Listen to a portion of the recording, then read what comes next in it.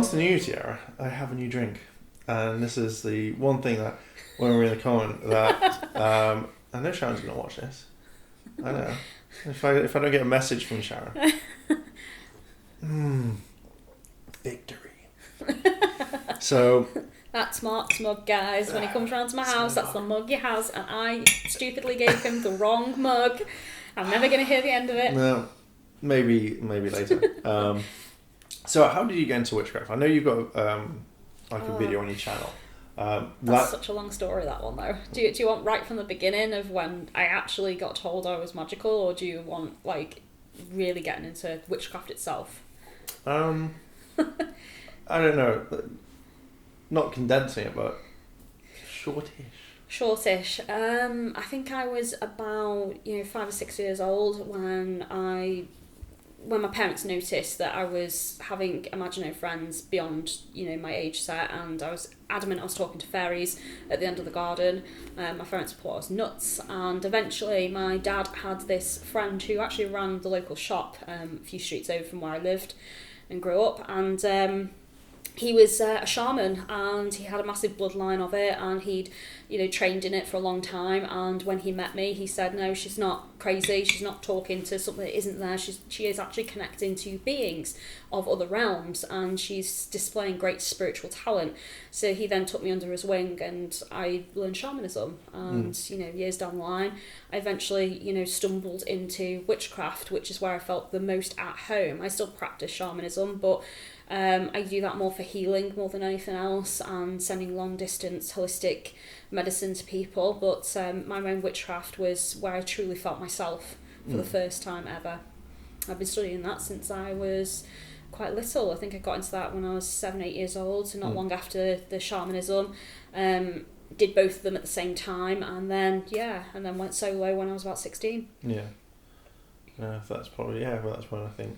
Was that just before we met, or was it just before we met? Yeah, because before I met you, I was part of a big coven in Chester, and I left that to go to college and concentrate on my future. And I had no intentions of starting any kind of spiritual group at all. And then I kept bumping into people like you that were interested, and before you know it, I was getting told, you should teach, you should do this. Yeah. Much to Sean's annoyance, if you remember.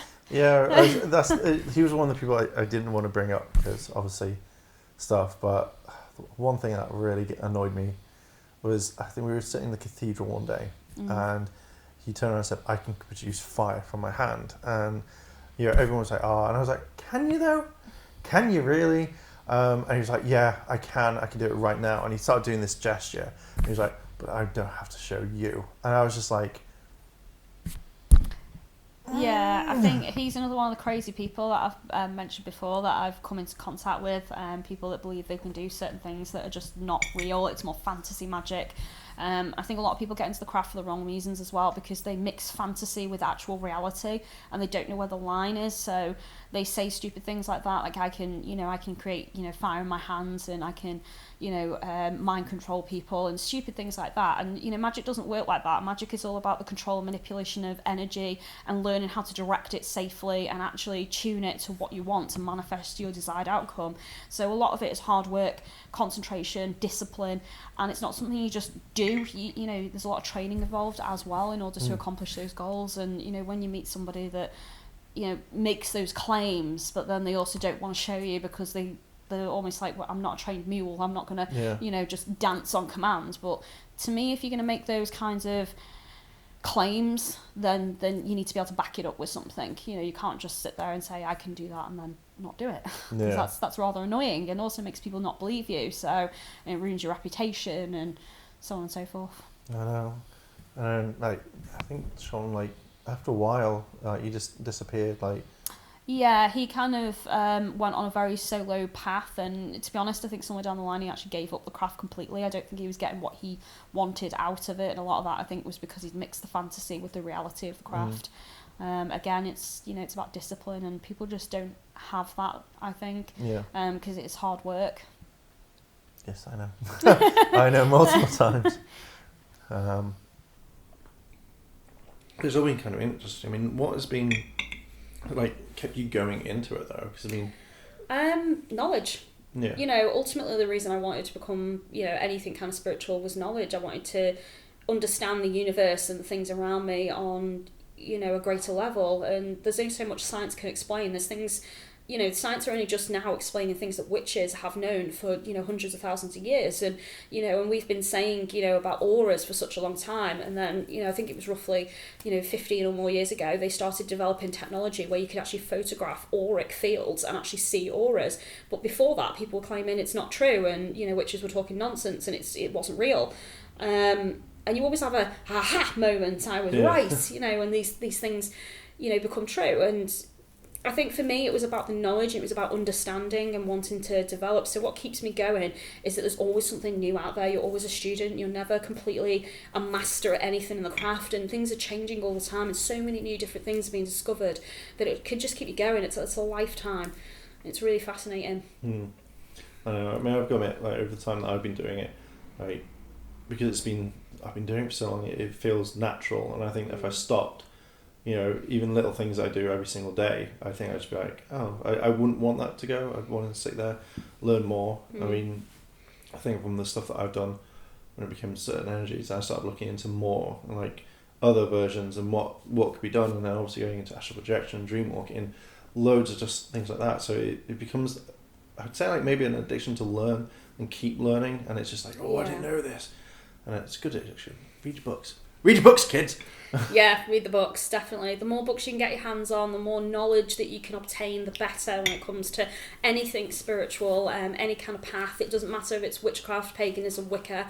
The more information that you can read and understand, the better for your own development. And there's always going to be people out there that are going to challenge your knowledge and your experience and want to know if you've really done your research and you're not just in it for the fun of it. Because, you know, it's quite serious stuff, this, guys, as well. Just as another thought there, you know, witchcraft is quite a massive subject. There's so many different fields of it, some of which, as we've discussed earlier in the video, are quite terrifying. And if you're not prepared for those energies, then, you know, it can scare you enough that you don't want to be a witch anymore or anybody spiritual. And that's quite sad, because you might have found your calling, but out of fear you've turned your back on it. So I do think that it's about being ready for things, researching, developing your knowledge and your skill level, and being ready for things when you're actually ready, rather than rush yourself.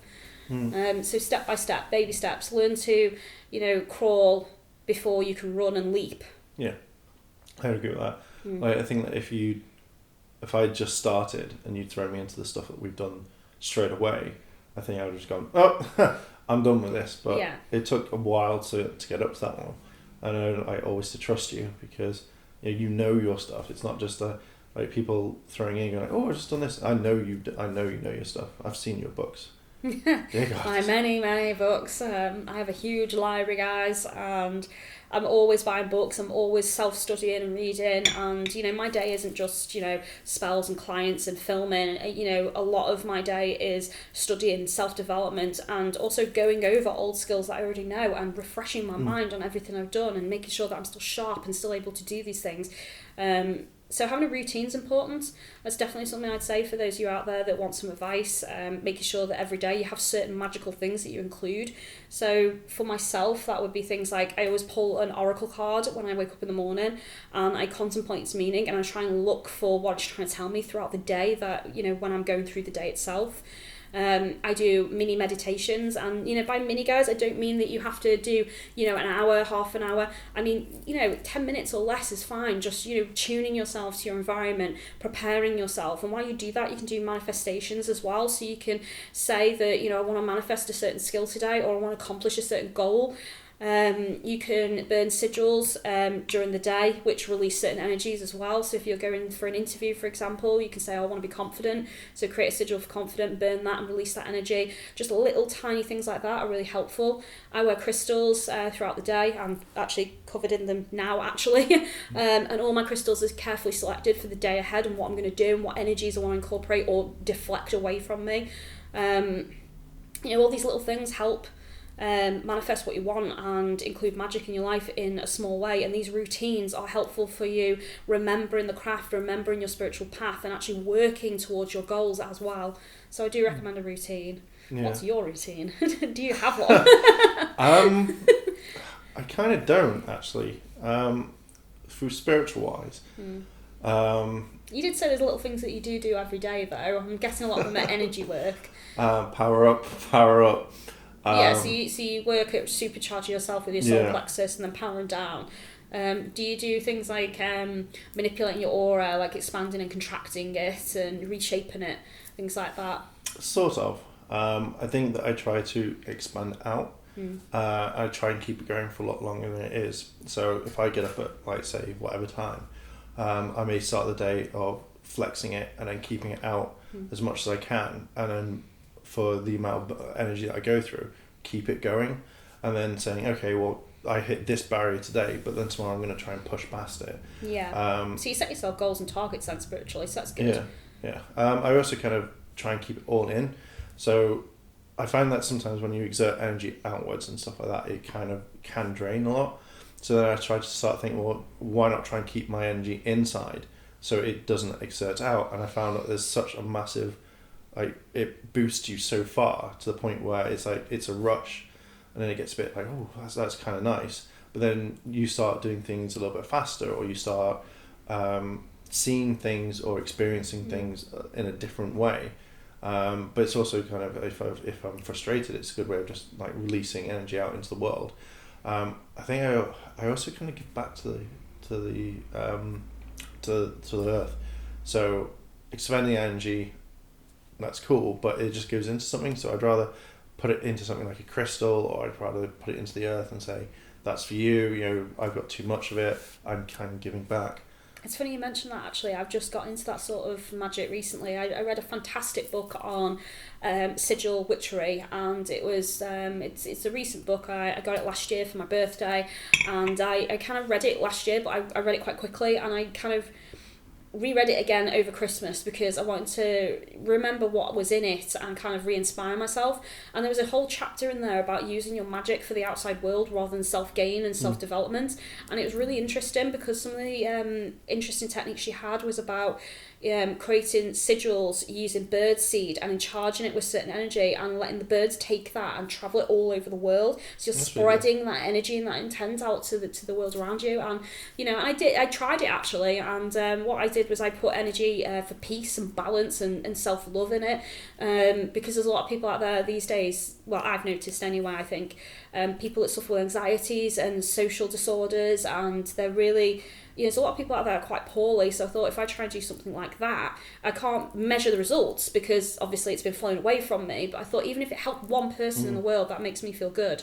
So this book really inspired me to use my magic more afield, and start traveling that energy. So it's interesting you said that. Yeah, another good one, just think about it as you're saying, is using air currents. Send out the energy into the air so it gets out there faster to other people, that they can go, oh, that's nice, thanks. That sort of thing. Yeah, one of my favourite techniques is actually using tree roots, because trees and the roots of the earth travel, all across the earth itself. So, and trees are all interconnected as energy. Yeah. So when I'm doing long distance healing, I actually channel that energy into the ground and into roots, and I find trees that I'm connected to in the area, and I get them to travel that energy to where I'm taking it to clients when I'm working with them for long distance healing. Yeah. And actually a lot of my clients have had great success with that. They've mentioned how different they've felt, how more grounded they've felt as well, and they usually can feel the energy day one I start, and I usually do this over the course of a few weeks as well. So it's not just I'll send them one burst of energy and I'm done. I send them little bursts for an hour each day over the course of a few weeks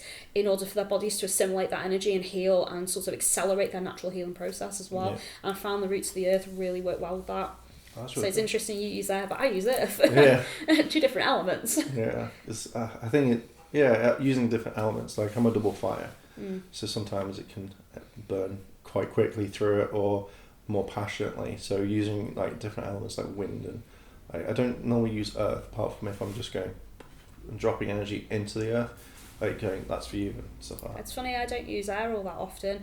I'd probably say air is the weakest element that I work with. My top element is fire. I work an awful lot with fire at my altar, whether I'm burning sigils or using candle magic and charging it with specifically the energy of fire, and setting things on fire like petitions and things, or sealing fire magic inside jar spells. I use an awful lot of fire for that, and I incorporate a lot of earth as well, because obviously I use a lot of herbal ingredients and oil mixtures that I make that are all my own designs. But I don't tend to use air very often for magic. It's rarer that I use air, because air to me is always for speech, communication, knowledge, or wisdom. So I always focus on those things rarely, because I'm always studying, so I'm always kind of developing myself. So in magic I don't tend to use air as often because I don't feel like I need to. So I've got to say that's probably my weakest element out of all. Considering I'm a triple water, you'd think I'd use water the most, but I don't. I use fire.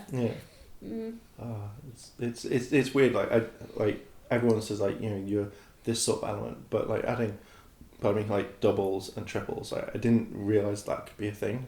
Yeah, like based on your birth chart, 100%. Yeah, it's interesting when you look into your birth chart as well, which planets influence you and how astrology works and how all of that energy manipulates you to do certain things and react in certain ways to situations. And, you know, it surprises me still when people don't believe in that, because there's so many forces out there vibrationally that have an effect on this. You know, why can't other planets and why can't the universe itself rather than just the planet? So, you know, you've got to realise that scientifically now it is proven, guys, there is vibration, there is energy in absolutely everything. And the universe never wastes energy. It always reassimilates it back into itself, and it always kind of recycles that energy and reuses it somewhere else. So energy is never wasted, it's never lost, it always goes somewhere. So it's the same principle of why when you release a spell you can't then like stop it, because you're trying to stop energy that you've freed, that's away from you. You know, you need to redirect that energy is what you need to do. Not, you know, you can't stop it, you need to redirect it. Yeah, that's true. It's weird because, like, when doing spell work in the past, like just releasing it, like burning it, I remember one, like, it was a cord cutting spell that we did. Yeah. And it was with me and an ex, because it felt like this person was always in my life all the time. So we did a cord cutting, and the amount of, like, when we did it, I was like, there's a lot of pent up energy and stuff like that, because they'd actually used a spell to bring me into their life and manipulate you.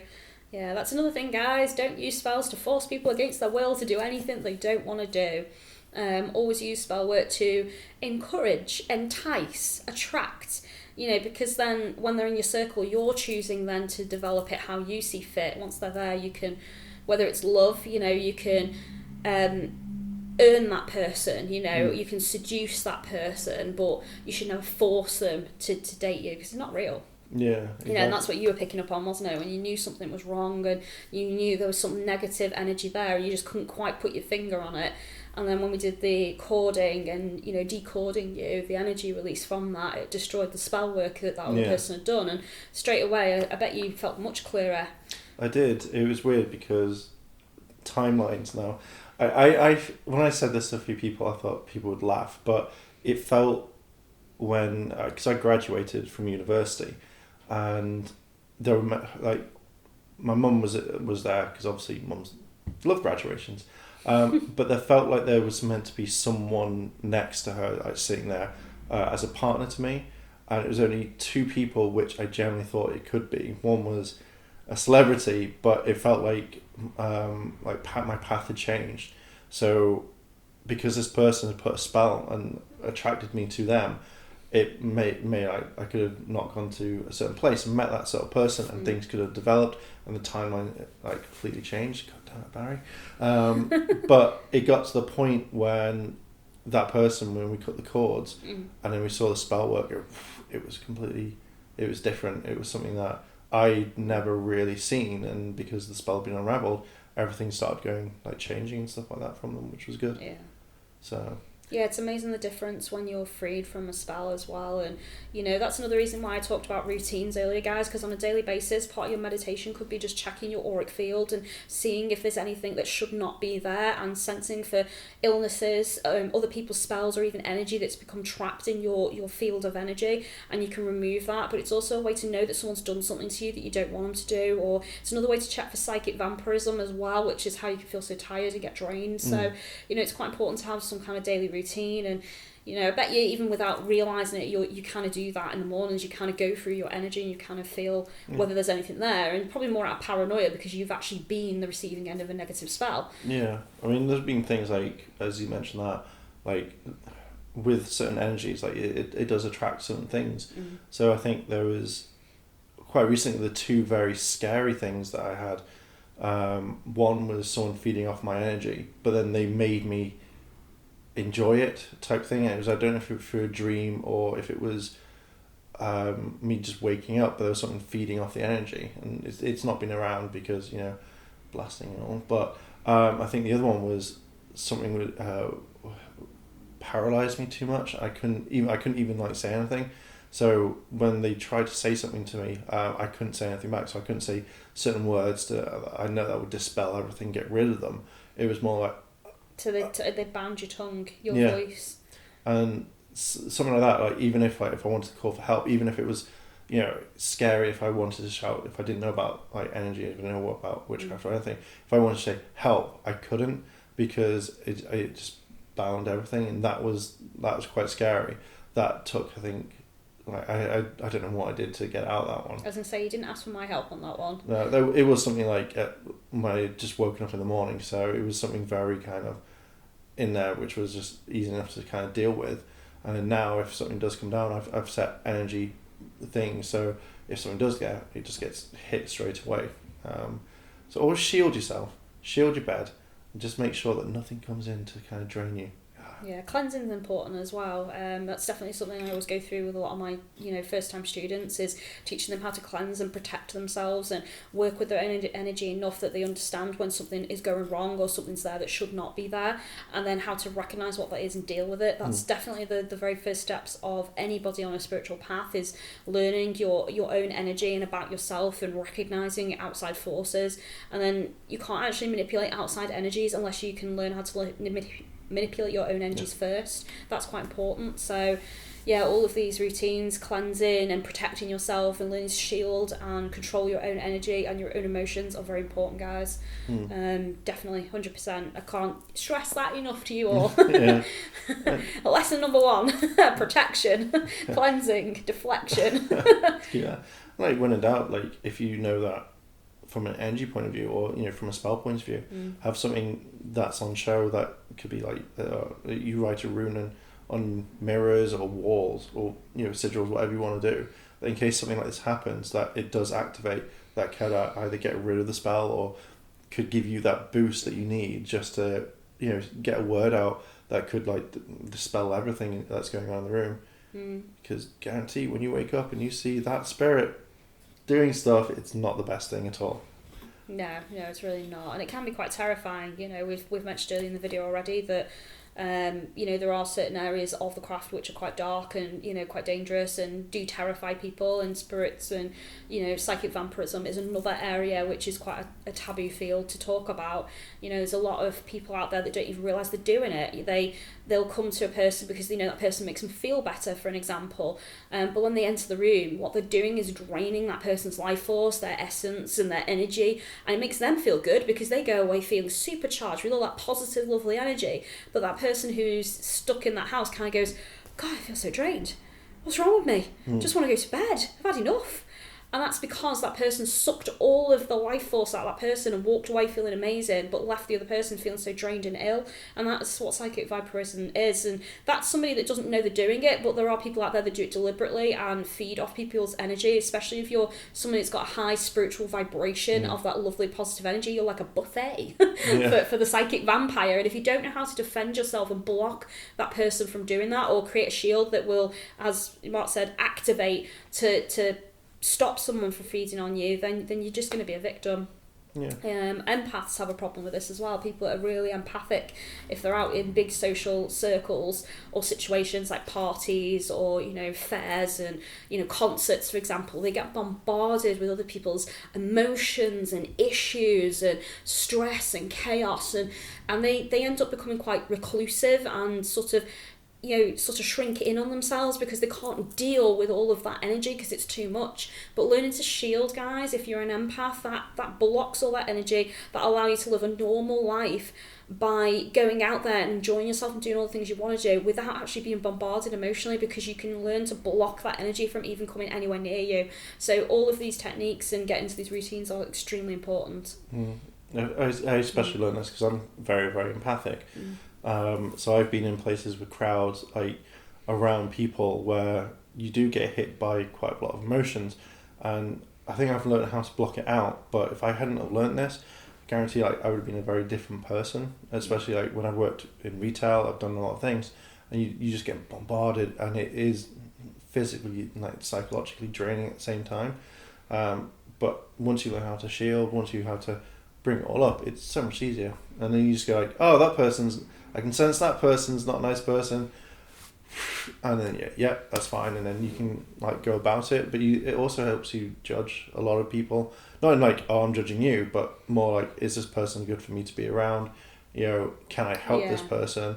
You learn that when you're vibrating on a certain vibrational energy that's positive, that really other positive people are attracted to you, and you start to notice that these negative people that are bad for you in your life start to disappear. They just sort of fade away in the background.